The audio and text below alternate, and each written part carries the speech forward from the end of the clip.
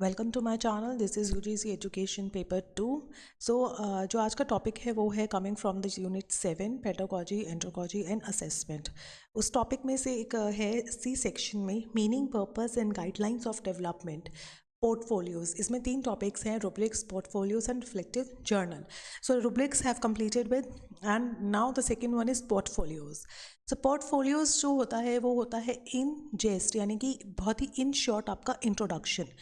So basic हम इसके बारे में पढ़ेंगे, इसके टाइप्स पढ़ेंगे। बहुत तरह के होते हैं पोर्टफोलियोज, और जिसमें एक सिंपल शब्दों में कहूँ, जहाँ पे आपकी एक पिक्चर लगी है, ना भी लगे कोई मैटर नहीं करता। जहाँ आपकी हॉबीज़ के बारे में, जैसे आप एक रिज्यूमे पढ़ते हैं ना, आपकी हॉबीज़ के बारे में, what are your expectations from this job, जिस जॉब के लिए आप जा रहे हैं, या व्हाट योर प्रीवियस अचीवमेंट्स, उसका एक छोटा सा पार्ट लिखा होता है कि आपकी प्रीवियस अचीवमेंट क्या है, how much you got the marks and how much your जो है करियर एक्सपेक्टेशंस। तो this is kind of portfolios. So इसके बारे में धीरे धीरे करके सब कुछ जानते हैं। So let get started. So the student portfolios के बारे में पढ़ रहे हैं because we are related with the portfolios of students, क्योंकि हम लोग टीचर हैं तो हमें जो पोर्टफोलियो चाहिए होता है या जो हमें ज़रूरत होती है वो होती है स्टूडेंट पोर्टफोलियोज़ की। तो उसके बारे में समझते हैं। तो student portfolio is a cumulative assessment. Cumulative assessment का मतलब है यहाँ पे जो क्यूमुलेटिव होती है, just a second, yes, just a minute, just set the pen. Yes, student portfolio is the cumulative assessment or a collection of students work। जो student ने काम किया है, जो उनका वर्क है, उनका कलेक्शन होता है। यहाँ पे कुछ सैम्पल्स होते हैं प्रोग्रेस के, कुछ अचीवमेंट्स होती हैं एक या ज़्यादा एरियाज़ में, जो भी अचीवमेंट हो आपने अचीव की है थ्रू आउट योर लाइफ, इस आपको पोर्टफोलियोज़ में मिल जाएगी। सो बेसिकली जो बटलर 2006 में उन्होंने कहा कि portfolio is a collection of evidence. Evidence है कि आपने अपनी लाइफ में क्या क्या किया है, क्या क्या अचीवमेंट्स की हैं, दैट इज़ गैदर्ड टुगेदर, जिन्हें एक साथ इकट्ठा कर लिया जाता है टू शो, ये दिखाने के लिए पर्सन्स की लर्निंग जर्नी कैसी रही है over the time, and demonstrate करता है उनकी एबिलिटीज़। बहुत बढ़िया शब्दों में ये बात की गई है कि थ्रू आउट जर्नी, जो ओवर द टाइम जो उसने अचीव किया है, उस अब जो है लर्नर ने, उसकी यहाँ पे जर्नी दिखाई जाती है। यहाँ पर एक छोटा सा, जैसे मैंने आपको बताया, रिज्यूमे होता है, सीवी होता है, वहाँ पे आपकी अचीवमेंट्स, आपके मार्क्स, जो आपने स्कूल में, जो आपने ग्रेजुएशन में अचीव की हैं, या कोई ऐसी अचीवमेंट जो आपकी थ्रू आउट जो है बहुत ज़्यादा, लाइक आप यूनिवर्सिटी टॉपर्स हैं, या आपने कोई लैंग्वेज सीखी है, तो वो आपकी कलेक्शन बन जाती है। वो ओवर टाइम आपकी जो है लर्निंग है, जो आपकी एबिलिटीज़ को डेमोन्स्ट्रेट करती है। Now what is the characteristics of that folio? ये फोकस्ड होता है, यानी कि सिर्फ मेन बातें होती हैं, डिस्क्रिप्टिव नहीं होता है। It is a sample of a students work, जो बच्चों ने अचीव किया है थ्रू आउट लाइफ, उसका एक सैम्पल लिखा जाता है। सिलेक्टिव चीज़ें होती हैं और reflective of your personality, reflective of your ability. Reflective होती है, किस चीज़ का रिफ्लेक्शन दिखेगा आपको यहाँ पे? आपकी एबिलिटी का, आपकी स्किल्स का, आपकी कॉम्पिटेंसी का। So this is the reflective kind of portfolios होते हैं बच्चों के। Now what is the advantage?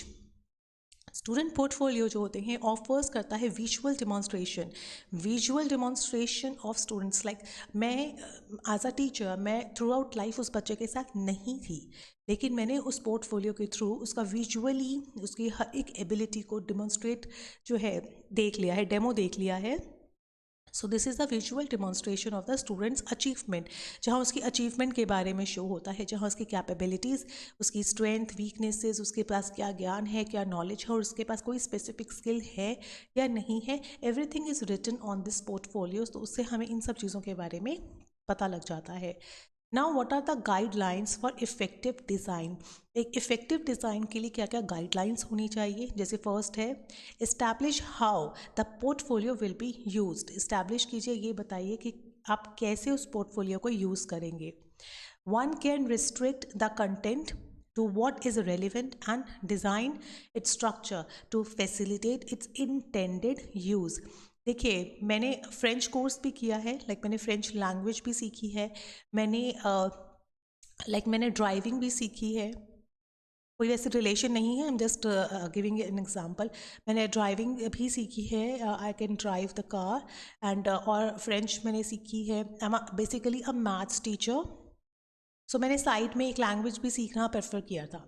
So intended use, मैं मैथ्स के लिए, टीजीटी के लिए अप्लाई करने जा रही हूँ। सो इंटेंडेड मीन्स मेरे जो है बेसिकली मेरी मैथ्स की स्किल्स वहाँ पे देखी जाएंगी, राइट। तो मैं उसी के अकॉर्डिंगली, उसी रेलिवेंट चीज़ के अकॉर्डिंगली मैं अपने पोर्टफोलियो को डिज़ाइन करूँगी।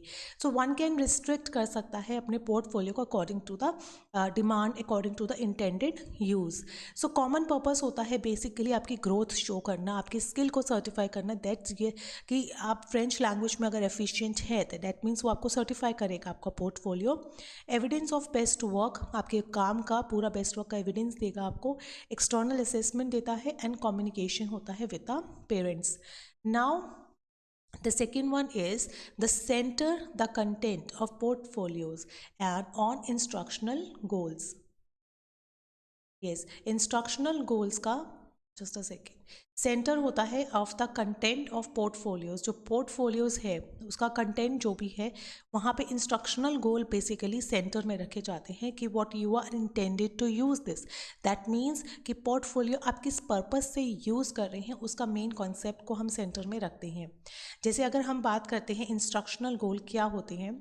इंस्ट्रक्शनल गोल होते हैं it exhibits the understanding on relation between atmospheric pressure and air flow. So यहाँ बेसिकली जो हमारा इंस्ट्रक्शन का मतलब है वो है list of goals provide the framework for selecting and evaluating the work samples. आपकी लिस्ट ऑफ गोल जिस पर्पस के लिए आप अपना पोर्टफोलियो शो कर रहे हैं उसी से सेलेक्टिव आपकी चीज़ें वहाँ पे मेंशन होती हैं, तो बहुत ईजी हो जाता है आपको जज करना, यानी कि ये कंटेस्टेंट को जज करना ईजी हो जाता है according to the portfolio.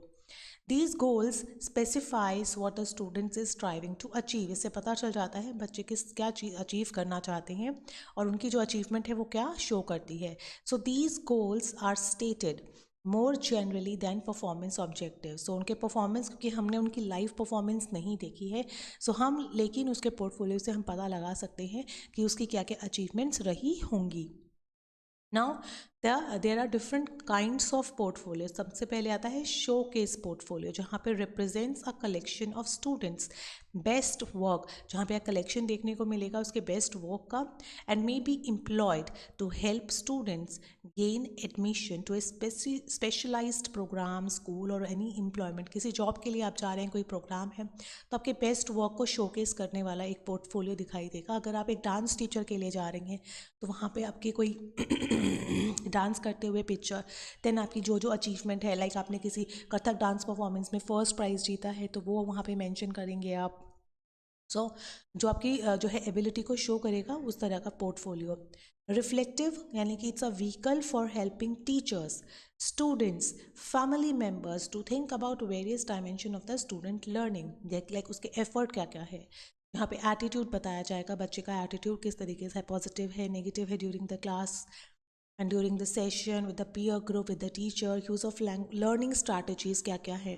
Now the third is cumulative portfolio. इस तरह के पोर्टफोलियो में उन आइटम्स को कलेक्ट किया जाता है for an extended period of time and is analyzed to verify the changes in the product and process associated with the student learning। देखिए, अगर आपको याद हो तो आपका क्यूमुलेटिव रिकॉर्ड निकाला जाता है, जिस रिकॉर्ड को आपके स्टैंडर्ड रिकॉर्ड के साथ मेंटेन किया जाता है, तो उस तरह का जो है पोर्टफोलियो तैयार होता है। It contains those items collected from the extended period of time and analyse किया जाता है जो भी चेंजेस जो हैं उस सोसाइटी में हुए हैं या स्टूडेंट की लर्निंग में हुए हैं, उस तरीके के पोर्टफोलियो को यहाँ रखा जाता है। गोल बेस्ड, कोई आपका बेसिक गोल हो जिसे आपको अचीव करना है, उस तरीके का portfolio banana. Process portfolio, a way of documenting the steps, यहाँ पे आपको स्टेप्स में जो है आपके पीस ऑफ वर्क को शो किया जाता है। सो दिस तरह का जो है आप पोर्टफोलियो जो है 5 टाइप्स के पोर्टफोलियोज हैं। You just know about it, ऐसा कुछ नहीं है जो आपके एग्जाम में आएगा, बस you just know what is the portfolio. ठीक है, जैसे अगर क्वेश्चन आया कि if you are going for a job तो आप किस तरीके के पोर्टफोलियो को आप लेके जाएंगे, दैट है ना, तो वो कौन सा होगा, शो केस पोर्टफोलियो होगा, because you are going for the employment job जहाँ आपकी पूरी बेस्ट वर्क को शो किया जाएगा।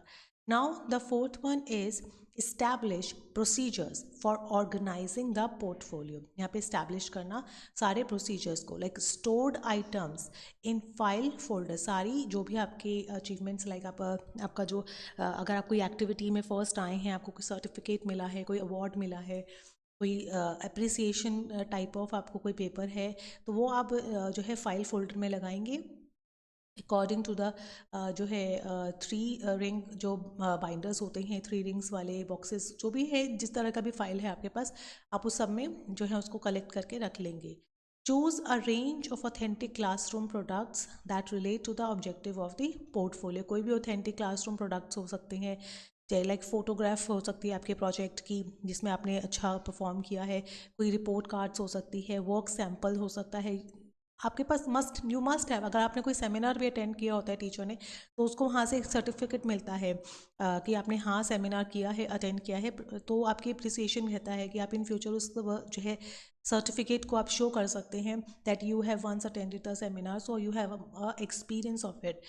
So error and misuse analysis, summaries, awards, honors in student family, teacher interviews, observation, कुछ भी आप आइटम्स को यहाँ पे जो भी ज़रूरी है आपके करियर से रिलेटेड, आर्टिस्टिक क्रिएशन है आपकी, कोई ऐसी पेंटिंग है, डिपेंड करता है हर एक की एम्प्लॉयमेंट जॉब पे, जो भी क्लासरूम टेस्ट जो बच्चे के लिए है ये, सेल्फ रिकॉर्डिंग ग्राफ, कुछ आपका सेल्फ रिकॉर्ड किया हुआ कुछ ऐसा ग्राफ हो जिसे आप दिखाना चाहते हो, कंप्यूटर से जनरेटेड प्रोडक्ट्स होते हैं, कुछ भी रिपोर्ट कार्ड्स आप कह सकते हैं, या आपका प्रोग्रेस कुछ समथिंग असेसमेंट से रिलेटेड कुछ प्रोडक्ट हो, ऑडियो वीडियो रिकॉर्डिंग हो जहाँ पे आपकी बेस्ट वर्क को शो हो रहा।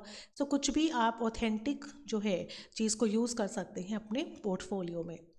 Now record the significance of items, record कर लीजिए जो आपके स्टूडेंट पोर्टफोलियो में काम आए। They can create a caption statement to identify and note the significance of the piece. आप कैप्शन में जो है इंपॉर्टेंट चीज़ लिख लीजिए, जैसे कंसाइज करके या रिटन कमेंट कोई लिख लीजिए, ताकि जो है सारा पढ़ने के बजाय जो मेन अगर फोकस जाए तो उसी कैप्शन कमेंट पे जाए। जैसे एग्जांपल दिया हुआ है, नेम ऑफ द स्टूडेंट है जेम्स सेंटोस, उनका डेट है यहाँ पे, टीचर ने कमेंट किया है कि James completed the piece using a checklist that guided him in creating and organising the elements of the story, so I encourage him to elaborate on his story. So उन्होंने teacher जो है एक comment लिख दिया है, तो उससे पता लग गया कि जो बच्चा है उसमें क्या कमी रही है उसके प्रोजेक्ट में। सो स्टूडेंट ने कमेंट किया, I have been working on a story about new year celebration, so I feel good about this item because I made up the story. तो मुझे ये पता लगा कि उन्होंने एक स्टोरी बनाई है न्यू ईयर सेलिब्रेशन के ऊपर, जहाँ पे उन्होंने जो है चेकलिस्ट से रिलेटेड जो है क्रिएट किया है। So this is a kind of कि मुझे पूरा कमेंट ना पढ़ते हुए मैंने कुछ से जो है रिकॉर्ड जो कर लिया है कि टीचर ने मेरे जो है वर्क को इस तरीके से अप्रिशिएट किया था। सो कुछ भी आप इंक्लूड कर सकते हैं जो आपके एम्प्लॉयमेंट यानी कि जो आपके फर्दर यूज़ के लिए इम्पॉर्टेंट है। Now the strategies in evaluating and writing caption statement. जब हम कैप्शन के लिए स्टेटमेंट ढूंढते हैं उस टाइम पे हम क्या स्ट्रैटेजी देख सकते हैं, जैसे ask student to write letters to their portfolios discussing the reasons that a specific item was chosen to be a part of their portfolios. आप बच्चों से ही पूछिए कि आप ऐसी क्या चीज़ है जो आप अपने पोर्टफोलियो में डालना चाहते हैं, और आप चाहते हैं कि जो एग्जामिनर है या जो इंस्ट्रक्टर है या जो आपके इंटरव्यूअर है वो आप पे स्पेशल इस चीज़ पे ध्यान दे। यूज़ कैप्शन स्टेटमेंट प्रॉम्प्ट्स करें involve students in a caption writing process. बच्चों को हैबिट डालिए कि उन्हें कैप्शन लिखना आए। Use questioning to prompt student, मतलब बच्चों अगर नहीं, कई बार बच्चे कंफ्यूज होते हैं कि अब ऐसा क्या लिखें जो अट्रैक्टिव लगे, जो इंटरव्यूअर है उसका ध्यान खींचे। तो उस टाइम पे आप बच्चों से क्वेश्चनिंग करके पूछिए कि what would you like to show in your personality. आप अपनी पर्सनालिटी में दूसरे को क्या शो करना चाहते हैं तो वो बताइए। तो आप इस तरीके से इनकरेज कर सकते हैं बच्चों को। Now review and evaluate the portfolio periodically, और उसको रिव्यू करते रहिए, उसको देखते रहिए, क्योंकि अचीवमेंट्स देखिए आपकी आती ही हैं। अगर आप प्रोफेशन में हैं तो अचीवमेंट्स भी आएंगे। तो जब भी आप पोर्टफोलियो यूज़ करते हैं तो उससे पहले उसको एक बार पढ़ के उसको जो है री इवेलुएट कर लीजिए, रिव्यू कर लीजिए। Teachers and students can also examine the portfolio as a whole product, considering the number, diversity, quality, organization of the item selected। जो जो आपने आइटम सेलेक्ट की हैं उसकी ऑर्गेनाइजेशन को और उसकी क्वालिटी को चेक करते रहिए, लेवल देखते रहिए, इफ़ेक्टिवनेस देखते रहिए उस कैप्शन की, और ग्रोथ एंड चेंजेस डॉक्यूमेंटेड, और जो भी ग्रोथ हुई है, जो भी चेंजेस आपके लाइफ में आए हैं वो आप उसमें जो है रिव्यू करते रहिए, बार बार ही जो है उसमें डालते रहिए। नाउ इसका एक एग्जांपल देख लेते हैं। सैम्पल जो है देखिए, हमारे जो है पोर्टफोलियो का, जैसे इम्प्रूवमेंट्स क्या क्या आई हैं, है ना, this item reveals my important in, तो आपने बेसिक इन शॉर्ट आपने यहाँ बात कर रहे हैं, you are a pride of what, आप किस चीज़ में प्राइड करते हैं, स्पेशल एफर्ट्स कहाँ कहाँ डाल सकते हैं, कैसे एफर्ट्स आपके पास हैं, इंस्ट्रक्शनल ऑब्जेक्टिव्स क्या हैं, कंटेंट एरिया क्या है, किस कंटेंट से रिलेटेड आपका टॉपिक है। So this is the sample of portfolio. तो आई होप आपको क्लियर हो गया होगा, राइट। सो ये this is all about the portfolio. Still अगर आपको लगता है कोई प्रॉब्लम है तो आप मुझे कमेंट सेक्शन में बता सकते हैं। तो thank you so much guys. Before that subscribe my channel for upcoming latest videos, जो भी है वीडियोज़ हैं वो आपको टाइमली मिल जाएँ, उसके लिए आप मेरे चैनल को सब्सक्राइब कर दीजिए और इसके साथ में छोटा सा बेल आइकन है उसको ज़रूर हिट कर दीजिएगा। Thank you so much.